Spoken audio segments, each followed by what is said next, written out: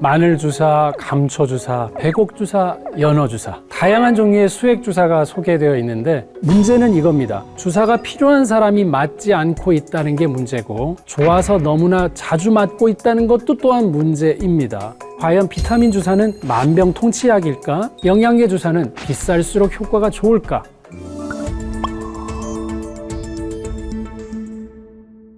안녕하세요. 의학박사 서재걸입니다. 지난번 영양제에 관한 영상에서 음식을 먹어서 내 몸에 당장 필요한 영양소를 얻는 데는 시간이 좀 걸리고 번거롭기도 하고 다 챙겨서 먹지도 못하고 편식하고 이런 다양한 이유 때문에 이 단점을 보완하기 위해서는 영양제가 필요했다. 그래서 이 영양제가 만들어졌다고 말씀드렸는데 이 영양제보다 더욱 빠르게 우리 몸에 영양을 공급하기 위해서 나온 것이 바로 수액주사, 비타민 주사입니다. 음식이 우리 몸에 들어오는 방법 두 가지는 하나는 입을 통해서 위장관 통해서 소장해서 흡수해서 혈액으로 들어오는 방법, 좀 오래 걸리겠죠? 자, 바로 정맥에다가 그 내용물을 주사를 통해서 준다면 45초에서 1분 이내에 우리 몸에 골고루 영양소가 흡수돼서 굉장히 스트레스 받고 바쁜 현대인들 또 본인이 먹는 것보다 훨씬 많은 일을 하는 분들한테는 사실 이 방법이 도움이 될 수 있고 굉장히 합리적인 방법이겠죠. 그래서 비타민 주사를 맞는 사람은 저는 두 종류로 나눕니다. 첫 번째, 주사를 좋아하는 사람. 두 번째, 주사가 필요한 사람입니다. 내가 혹시 좋아서 맞는 사람인지 필요해서 맞는 사람인지를 잘 한번 생각을 해봐야 되겠고 문제는 이겁니다. 주사가 필요한 사람이 맞지 않고 있다는 게 문제고 좋아서 너무나 자주 맞고 있다는 것도 또한 문제입니다. 내가 혹시나 간이나 신장에 문제가 있는 사람인데 마구잡이로 맞고 있다면 또 문제가 될 수 있겠죠. 그런데 사람들이 수액을 만병통치약이라고 생각하게 된 이유는 무엇일까요? 50에서 70년대에 어린아이들이 설사병이 나서 픽픽 쓰러지고 죽어가던 때에 체수분을 보충하기 위해서 수액을 처방했었습니다. 수액만 맞고 나서도 아이들이 팔팔하게 날아다니는 것을 보고서는 이게 죽는 병을 살리는 마법의 약이구나라고 생각을 한 거죠. 원래 수액은 심한 탈수나 출혈이 있을 경우 혹은 수술을 대비해서 미리 주입하려고 만들어진 겁니다. 실제 최근에도 영양 공급을 충분히 못 받고 있는 나라에 사는 아이들한테 이 수액을 공급하는 일들을 하고 있습니다. 일반적으로 수액 치료는 첫 번째는 수분입니다. 그리고 두 번째는 수분의 이동을 하려면 전해질이 있어야 되거든요. 전해질을 포함하고 세 번째는 영양분도 같이 필요한 부분이 있다면 영양분을 같이 공급하는 것이 목적입니다. 그래서 수액은 투명한 피라고 저는 얘기합니다. 수혈만큼이나 중요하다고 볼 수 있습니다. 당장 피를 주진 못해도 수액을 줘도 웬만큼은 그 생명을 유지시킬 수 있거든요. 수액의 종류에는 우리 영양분 공급하는 거랑 똑같습니다. 탄수화물, 지방, 단백질, 수액이 다 있습니다. 그래서 탄수화물 수액은 포도당 수액이고요. 단백질 수액은 아미노산 수액이고 지방 수액은 콩기름 가지고 만든 인트랄리피드라고 하는 정말 특별한 경우에 필요할 때 쓰는 흰색 수액이 또 있습니다.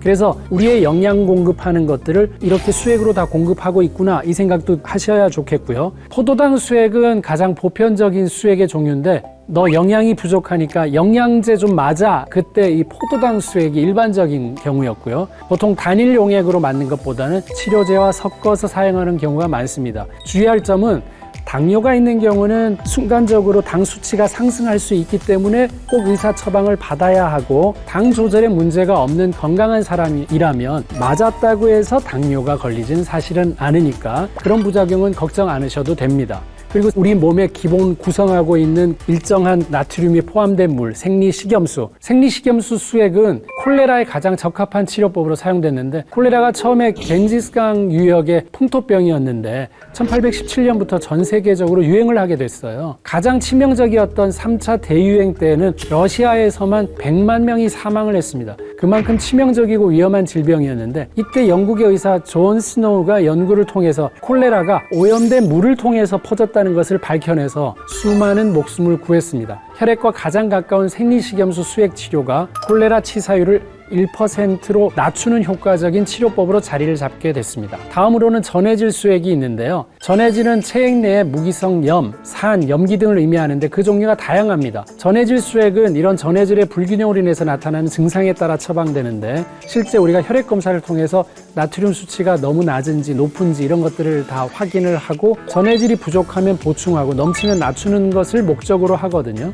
아미노산 수액은 흔히 말하는 영양제 수액입니다. 아미노산은 단백질 분자를 구성하는 가장 기본적인 물질이죠. 그래서 단백질을 분해하면 아미노산이 되죠. 그래서 그런 아미노산이 녹아있는 수액이고 이 아미노산 수액의 효과는 영양 상태가 불량한 환자에게 단백질을 보충해주며 고기를 못 먹거나 아예 단백질 섭취를 안 하는 분들한테는 굉장히 중요한 영양소가 될 수 있겠죠. 이런 영양의 균형을 바로잡는다는 점에서 좋지만 간 기능이 나쁜 간경화 환자에게서는 과하게 만약에 아미노산이 들어온다면 이게 또 독이 될 수도 있으니까 주의해야 되고요. 특히 단백뇨가 있거나 콩팥 기능에 문제가 있다면 꼭 의사의 진료를 통해서 사용 여부를 결정하는 것이 안전합니다. 다음으로는 알부민 수액이 있는데 알부민도 단백질이에요. 생체 세포나 체액 중에 넓게 분포되어 있는 단순 단백질이고 이 알부민이 우리 몸의 혈청 안에서 많은 양을 차지하고 있고 여러 호르몬과 함께 혈액을 이동시키는 역할하고 삼투압 역할을 합니다. 그래서 이 알부민 수치가 낮은 사람들이 잘 붓는다는 거와 연관될 수 있습니다. 복수 찼을 때 배 안에 차고 있는 이 물이 이동을 하지 못했을 때는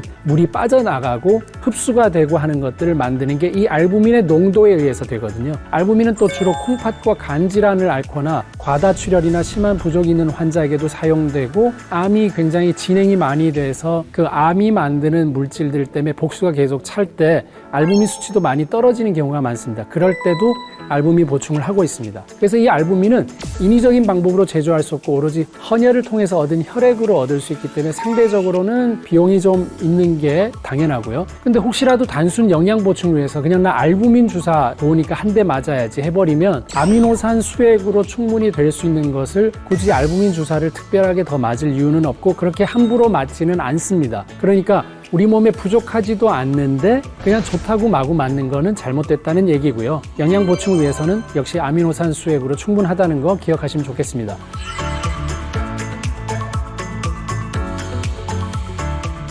그리고 마늘주사, 백옥주사, 감초주사 등으로 불리는 수액은 일종의 비타민 수액이라고 볼 수 있습니다. 비타민도 포함되고 다른 영양소들도 포함되어 있는 것들을 얘기하는데요. 주로 피로회복이나 미용이나 건강 증진을 목적으로 투여하는 경우가 많은데 마늘주사는 진짜 마늘액을 주사하는 게 아닙니다. 큰일 나겠죠. 수액에 포함된 비타민 B1, 알리신 성분에서 마늘 같은 냄새가 나기 때문에 자기가 마늘 냄새를 느낀다고 환자분들이 얘기하거든요. 이 알리신이 피로 유발 물질 생성을 억제하는 데 효과가 있어서 만성 피로나 무기력이나 근육통 개선 및 피로 해소에도 주로 쓰이고 있습니다. 하지만 피로 해소의 원리가 마늘 주사 자체로 인한 건지 아니면 단순 포도당에 의한 건지 명확하지는 사실 않고 아니면 그냥 누워서 쉬었기 때문에 피로가 해소된 건지도 있습니다. 그러니까 주사를 맞는다는 거는 플라세보 효과도 다 포함한 거지만 급성 감염이 온 환자한테 병원에서 할 수 있는 게 사실 뭐냐면 입원시켜서 수액을 주거든요. 입원 기간이 길수록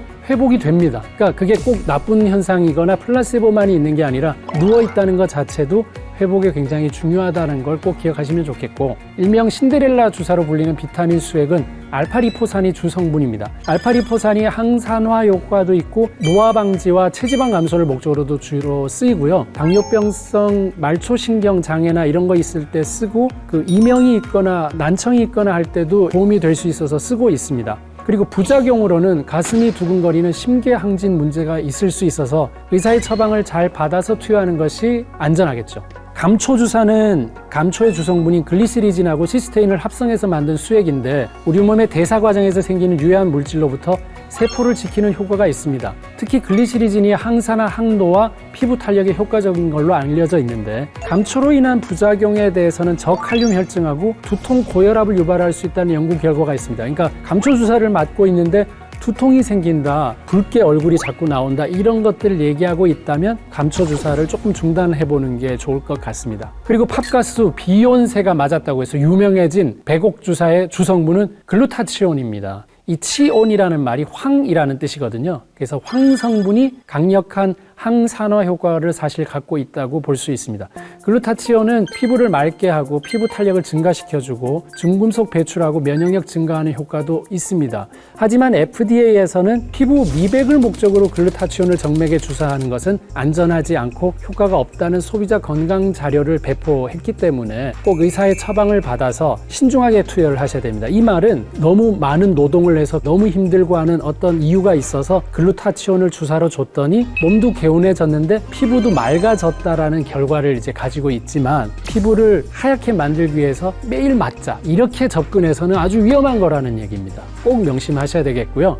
일명 메가비타민 주사로 알려진 고용량 비타민 주사는 고용량의 비타민 C와 그 밖에 비타민 A, E, 셀레늄이 주성분입니다. 피부 재생하고 미백 등의 목적으로 쓰이는 주사인데 비타민 C가 수용성이기 때문에 필요 이상의 양은 소변으로 배출됩니다. 어차피 그 소변으로 다 나오는데 뭐하러 맞으라고 또 그걸 잘못 알고 계시는 분도 있습니다. 어차피 변 볼 건데 음식은 왜 먹습니까? 네, 그러니까 어차피가 아니라 필요한 곳에 채우고 나머지가 나가게 되어 있습니다. 특히 비타민 C는 부신에 가장 많이 녹아있는 비타민이기 때문에 부신을 채워줘야 우리 몸에 에너지가 생기고 또 당 조절도 하고 혈압 조절도 할 수 있는 게 다 부신 호르몬이 하는 거거든요. 그러니까 의미가 없지는 절대 않습니다. 다만 과량은 배출된다고 보시면 됩니다. 부작용은 역시 콤팍 기능이 떨어진 환자에게 투여하면 신장 결석의 우려도 있기 때문에 많은 양은 주의하셔야 된다고 볼 수 있겠습니다.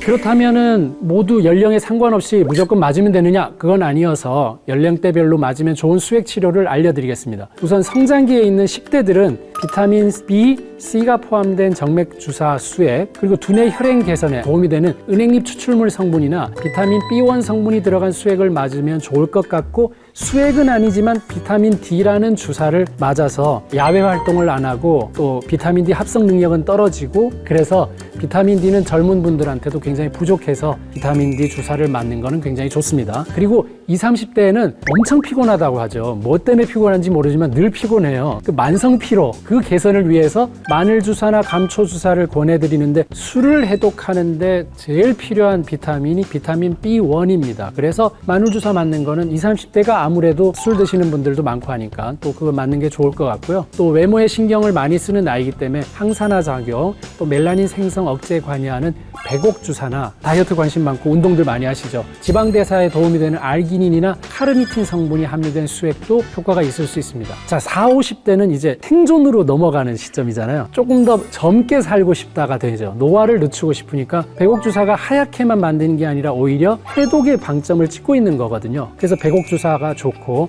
또 신데렐라 주사도 당뇨병에 대한 그 부작용들을 커버할 수 있고, 또 해독의 또 하나의 항산화제로 존재하고 있기 때문에 백옥 주사, 신데렐라 주사 괜찮고요. 안면 홍조나 우울증 등 갱년기 증상의 완화를 도와주고, 식약청 허가를 받은 태반 주사를 추천합니다. 적어도 지금 태반 주사의 허가는 간 기능 개선으로는 허가가 나와 있습니다. 그래서 다른 치료가 두렵고 안 될 때 태반 주사를 맞아봤을 때는 또 도움을 받는 분도 계시니까 참고하시면 좋겠고, 60대 이후에는 뇌혈관, 심혈관 이런 것들 되게 걱정이 되시잖아요. 그래서 뇌기능 및 뇌 혈류 개선에 도움이 되는 콜린이나 은행잎 추출물을 포함한 수액을 맞아보는 것 좋습니다. 하지만 심장이나 신장에 기저질환이 있는 분들이 나이가 드실수록 많이 생기니까 주치의와 상의를 한 후에 투약하시기를 바라겠고요. 그리고 나이 상관없이 감기 기운, 몸살 기운이 있을 때는 비타민 B, C가 포함된 주사를 맞으면 한결 빠르게 컨디션을 회복할 수 있습니다.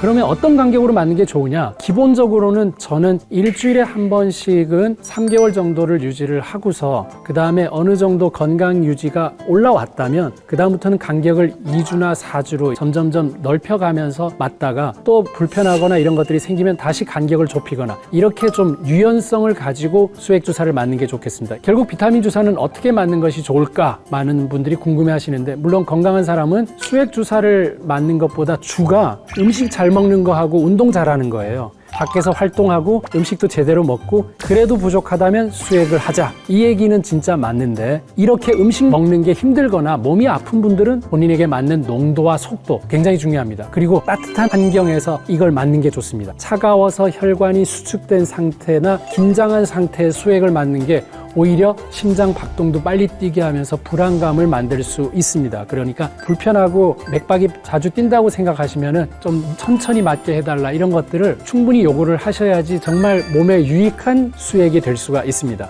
세상에서 가장 비싼 비타민, 서재걸입니다. 제가 수액 얘기를 할 때 꼭 말씀드리는 게, 맞아봐야 소용없고 먹으면 된다 이제 얘기하는데, 속도는 굉장히 중요한 거예요. 우리가 그 월급을 받는데 못 받아도 억울하지만 늦게 받아도 억울하거든요. 수액이라는 거는 빠르게 불필요한 것 빼고 필요한 것만 모아서 주는 좋은 통로이기는 분명히 합니다. 그러니까 수액의 의미를 꼭 이거는 기억을 하셔야 됩니다. 다만 학교는 가고 가끔 학원을 가야 되는데 학원만 가겠다, 이것도 안 맞는 것처럼 그 통로만을 이용해서는 안 됩니다. 주, 부가 뭔지를 잘 알아야 되는데 수액 주사도 그런 의미에 도움이 된다고 얘기를 드리고 싶고요. 몸이 안 좋을 경우에 수액은 선택이 아닌 필수일 수 있습니다.